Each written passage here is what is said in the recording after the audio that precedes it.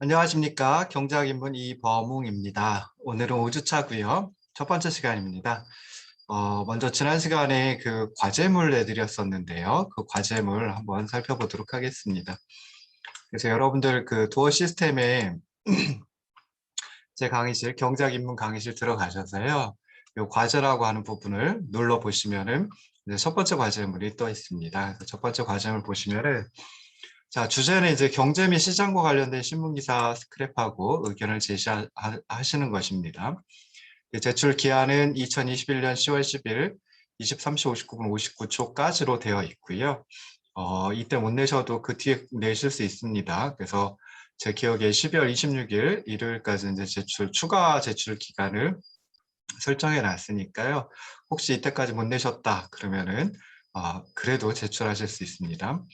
자, 유의하셔야 될 게 7가지 있는데요. 자, 일단은 첫 번째 그 2021년 9월 1일부터 10월 10일까지의 신문 기사를 스크랩 하셔야 됩니다. 그래서 이 이전 2021년 9월 1일 이전의 신문 기사를 스크랩 하시면 안 돼요. 자, 두 번째는 이제 신문 기사 스크랩에는 기사 제목, 기자 이름, 신문 이름, 게재 일자가 있어야 됩니다. 그래서 신문 기사를 검색을 해보시고 그리고 나서 복사해서 붙여넣기 하시겠죠, 당연히. 그래서 아래 한글 파일이나 이런 데 복사해서 붙여넣으셔야 되는데요. 자, 기사 제목서부터 해가지고 쭉 그 맨 끝에 것까지 그 드래그 해가지고 복사하기, 그리고 아래 한글이나 MS 워드 파일에서 붙여넣기를 하시면은 좀 편집이 조금 이상하게 됩니다. 그래서 살짝 편집을 하셔야 될 거고요. 그때 이제 기사 제목 들어가야 되고, 그다음에 기자 이름하고 계좌 일자가 아마 먼저 들어가는 것 같은데요. 그리고 기자 이름까지 나와 있는 경우가 많이 있습니다. 근데 기자 이름 옆에 웬만하면 이메일 주소가 있고 이메일 주소에 그 서버 명이 나와 있죠. 그럼 그거 가지고 신문 이름을 그 유추해 볼 수도 있습니다. 근데 혹시 잘 모르는 그런 신문사 같으면은 그 서버 이름 가지고 신문사 이름을 찾아내기 어렵기도 하거든요. 그래서 그럴 땐 신문 이름을 옆에다 이렇게 적어주시면 좋을 듯 싶습니다. 자, 이렇게 신문기사 스크랩 하시고 그 스크랩한 거 밑에다가 본인의 의견을 기술하셔야 됩니다. 한 3줄 정도, 3줄 이상 기술하시면 좋을 것 같고요. 그 다음에 신문기사 스크랩하고 의견 제시하는 것은 7개 이상이어야 됩니다. 그러니까 7개 넘어서 8개, 9개 뭐 이렇게까지도 할 수 있는데 6개다 또는 5개다 그러면은 분명히 이제 과시험 점수에서 감점이 들어갑니다. 자, 5번째는 이제 과제물은 파일로 다 작성을 하시면 좋겠습니다. 그래서 파일로 작성하시고 이 과제라고 하는 여기다가 도어 시스템의 과제 이 부분에다가 이제 업로드 하시면 되는데요. 아래 한글이나 MS 워드, MS 엑셀 정도로 작성을 하시면 좋을 듯 싶습니다. 그래서 뭐 보통 우리가 흔히 쓰는 게 아래 한글이나 MS 워드인데요. 근데 뭐 MS 엑셀로 정리를 하시는 분도 간혹 있더라고요. 또 MS 엑셀로 잘 정리를 하면 또 그것도 뭐 이뻐 보이기도 하더라고요. 그런데 이제 파워포인트라든지 이런 걸 정리를 하시면 그거는 조금 안 좋아 보입니다. 그래서 이 3가지 중에 하나로 선택하셔서 하시면 좋을 것 같고요. 그다음에 파일 이름은 작성자 이름 언더바 경제학 입문 01로 해주시면 좋을 듯 싶습니다. 그래서 언더바가 이게 그 쉬프트 키하고 마이너스 키를 같이 누르면은 언더바가 나오죠. 그래서 그렇게 하시고요. 뭐 예를 들어 가지고 이범웅 언더바 경제학 입문 01 뭐 이렇게 이제 하시면 좋을 듯 싶습니다. 그래서 두 번째 과제물도 있으니까 이제 첫 번째 과제물은 01로 다 이렇게 작성해 주시면 좋을 듯 싶고요. 제가 그걸 다 다운을 받아가지고 일일이 다 살펴봅니다. 그래서 그래가지고 이제 평가를 하니까 이렇게 해주시면 나중에 첫 번째 과제문인지 두 번째 과제문인지 헷갈리지 않고요. 또 제가 강의하는 과목이 하나가 아니라 여러 개여가지고 경작 입문이라고 하는 것을 꼭 붙여주시면 좋을 듯 싶습니다.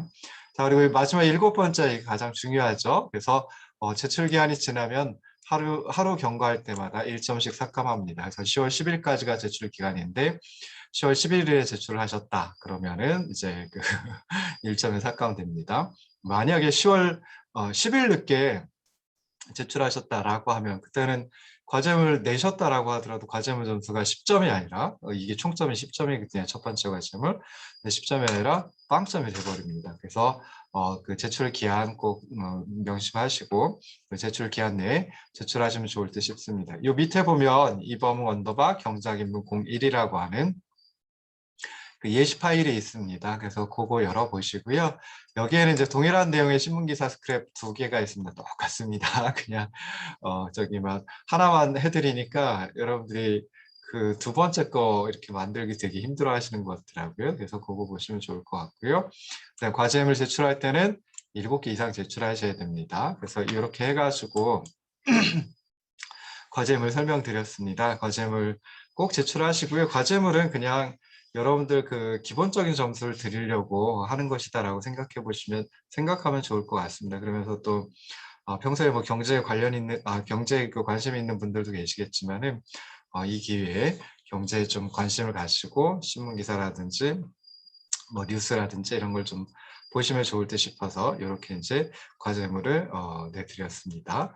첫 번째 과제물 설명이었고요. 자, 그 다음에 이제 지난주차 4주차 했던 거 조금 그 복습을 해보도록 하겠습니다. 그래서 지난 4주차에는 이제 주로 수요와 공급의 균형, 죄송합니다. 그리고 균형 분석에 대해서 살펴봤습니다. 그래서 그 앞선 주차에는 이제 수요 그리고 공급에 대해서 생각을 해봤죠. 그리고 이제 그 수요와 공급이라고 하는 두 어떻게 보면 경제학의 무기인데요.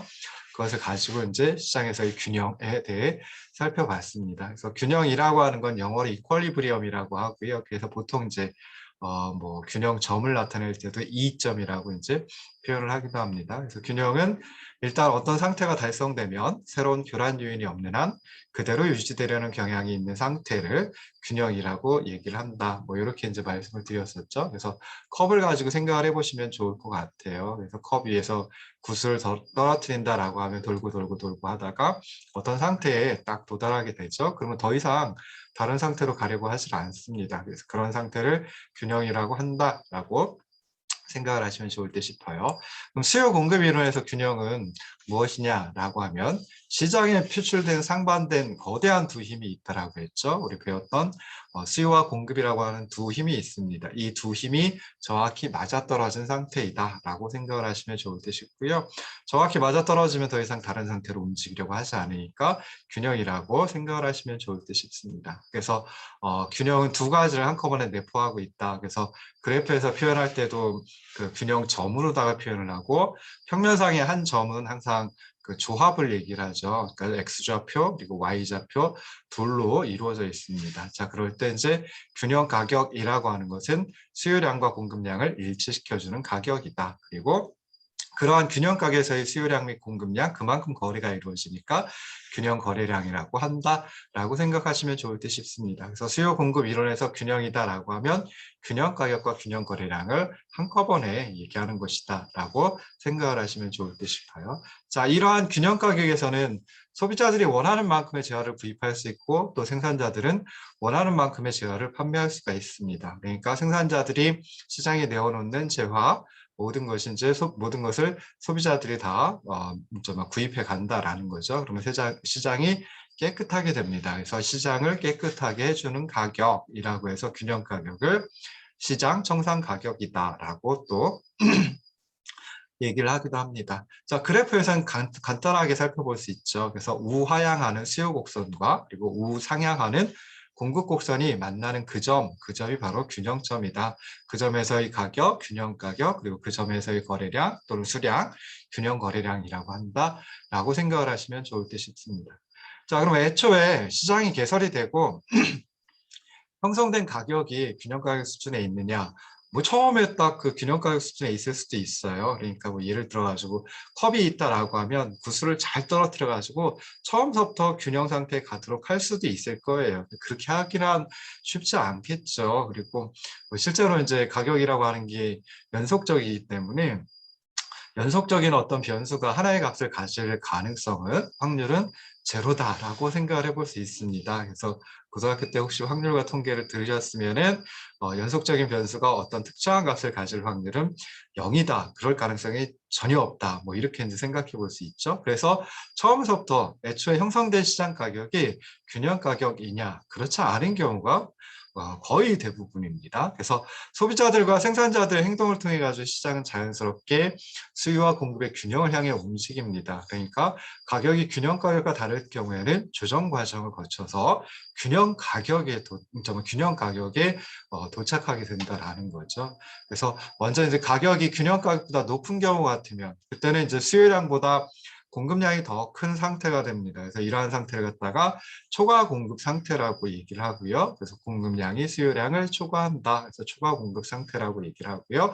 초과 공급이 발생했다라는 소리는 그만큼 재고가 쌓인다라고 하는 소리거든요. 그래서 재고가 쌓이면 생산자들 입장에선 굉장히 안 좋습니다. 여러 가지 비용들이 또 발생을 해요. 그래서 생산자들은 가격을 낮추어서 재고를 줄이려고 합니다. 그래서 가격을 낮추고 하다가 결국 균형 가격에 도달하면 그때는 더 이상 초과 공급이 발생하지 않거든요. 즉 재고가 쌓이질 않습니다. 그러면 더 가격을 낮출 이유가 없어지는 거죠. 그래서 이렇게 초과 공급 상태라고 하면 그때는 가격이 하락하고 그래서 결국 가격이 균형 가격 수준에 도달하게 되면 더 이상 조정이 나타나지 않는다. 균형이라는 상태에 도달한다라고 생각을 하시면 좋을 듯 싶습니다.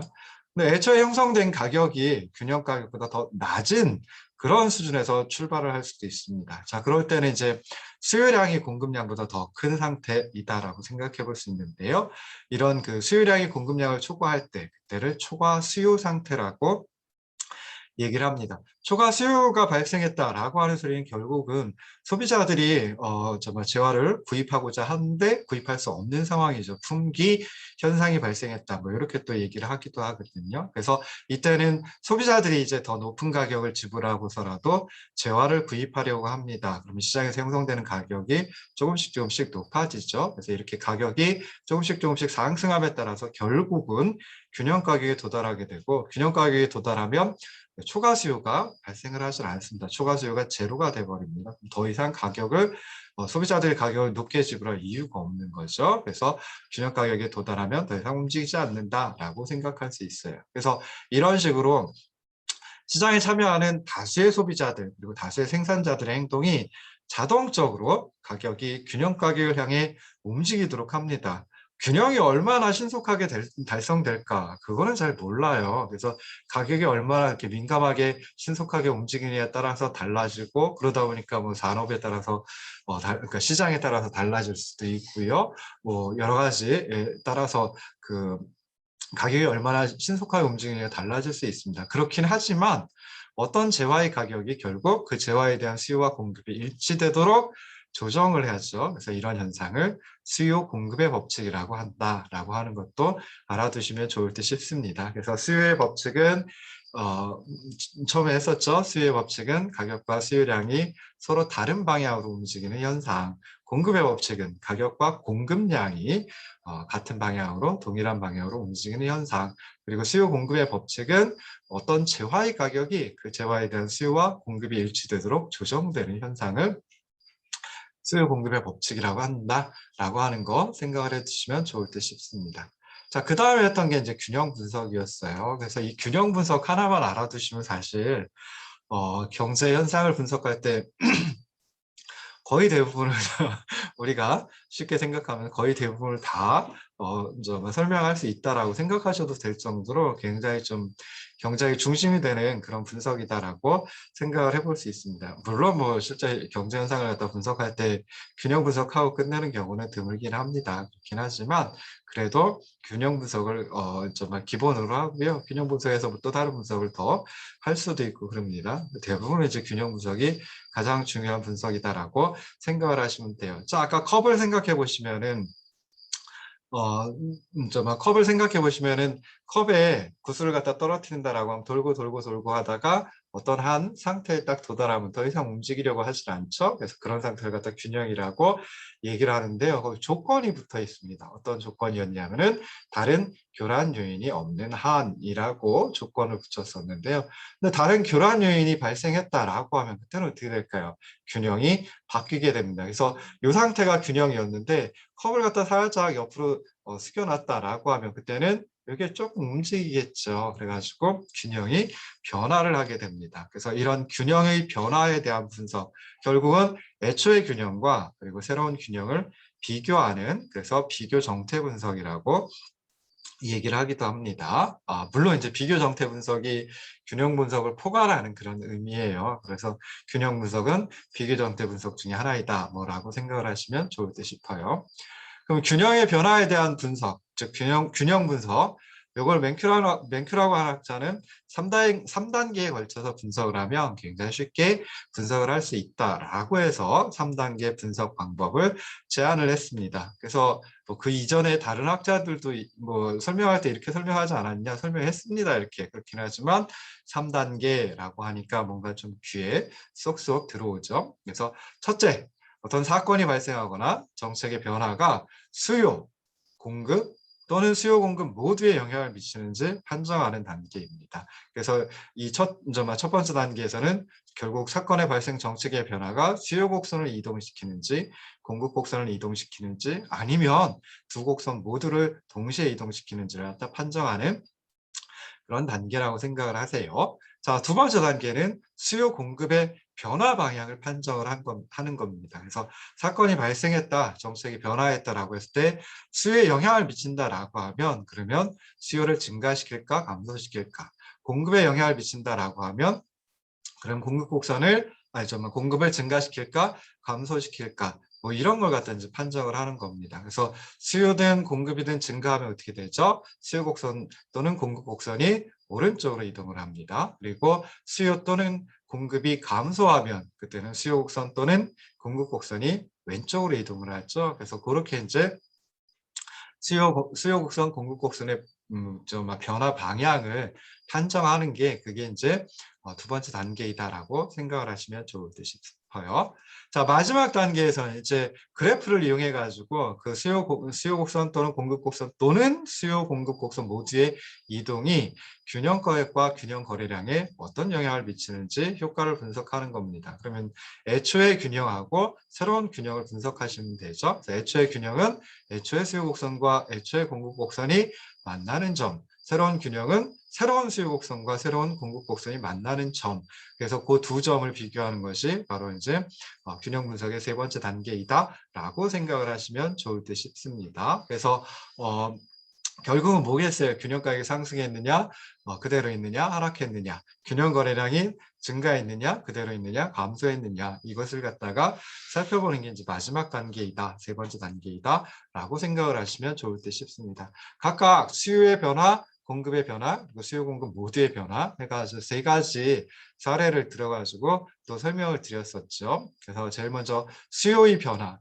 정부가 소득세 세율을 인하하는 경우 가지고 살펴봤습니다. 그러니까 이게 정부의 정책이 변화된 경우이다라고 생각을 해보시면 되겠죠. 그래서 소득세율이 낮아진다라고 하면 소비자들 입장에서는 그만큼 정부에 내야 될 게 줄어들기 때문에 마음대로 쓸 수 있는 가처분 소득이 증가한다라고 생각해 볼 수 있습니다. 그럼 소득이 수요량에 영향을 미치는 변수 중에 하나죠. 그래서 어떤 시장의 수요에 영향을 미친다. 제가 피자 시장 주로 예를 들었으니까 피자 시장의 수요에 영향을 미친다. 즉 피자 시장 소비자들한테 영향을 미친다라고 생각을 하시면 좋아요. 그러면은 당연히 수요에 영향을 미치니까 피자 시장의 수요 곡선이 이동한다라고 판정을 내릴 수 있겠죠.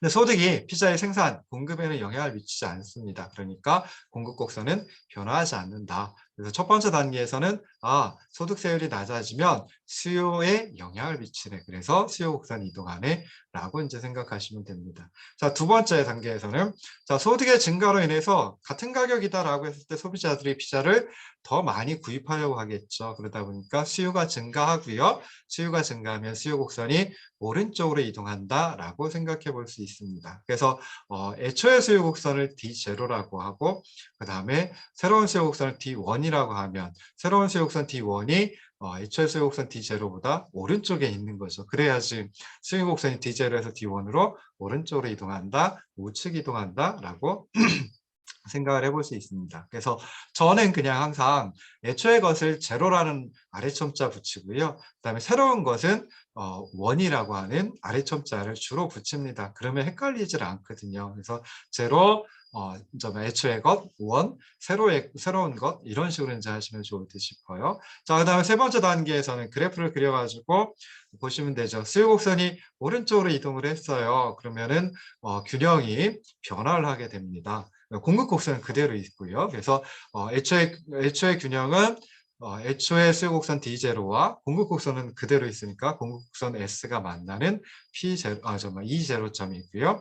새로운 균형점은 새로운 수요곡선 D1과 공급곡선 그대로 있으니까 S, 그것이 만나는 이 원점이 새로운 균형점입니다. 그래서 그 둘을 비교를 해보면은 균형은 변화했죠. E0에서 E1으로 변화했는데 그때 균형 가격은 P0에서 P1으로 상승하고 균형 거래량은 Q0에서 Q1으로 증가한다는 걸 그래프에서 찾아볼 수 있습니다. 그래서 그래프 그리는 연습을 많이 해보세요.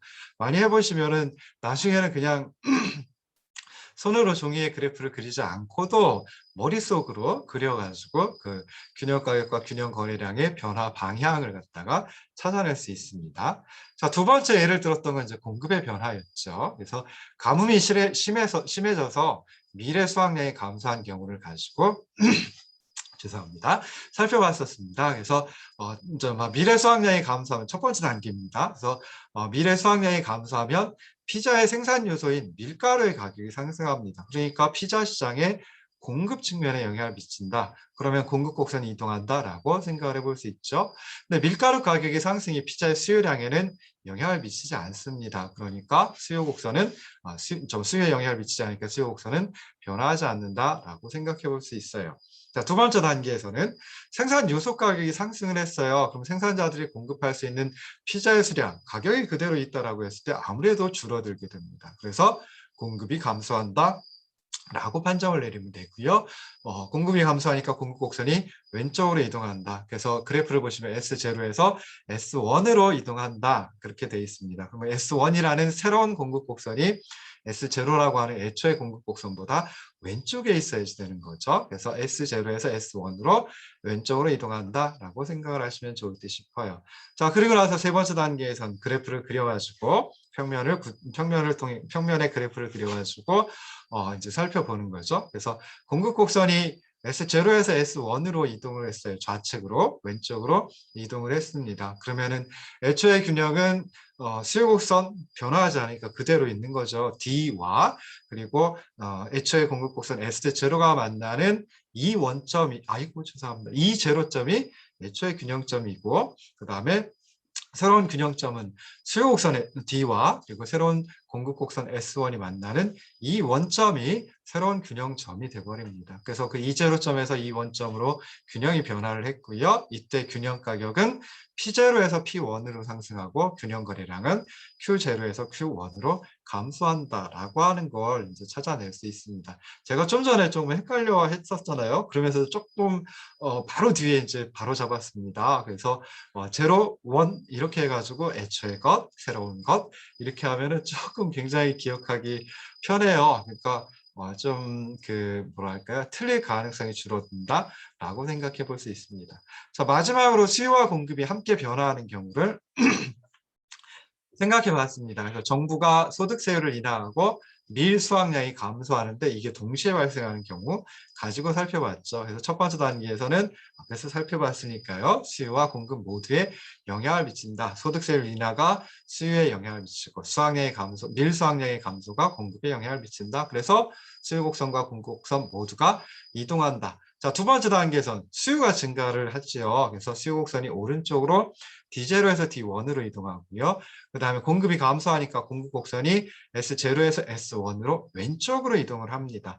그럼 애초의 균형은 애초의 수요 곡선 D0와 애초의 공급 곡선 S0가 만나는 E0점이 애초의 균형이고요.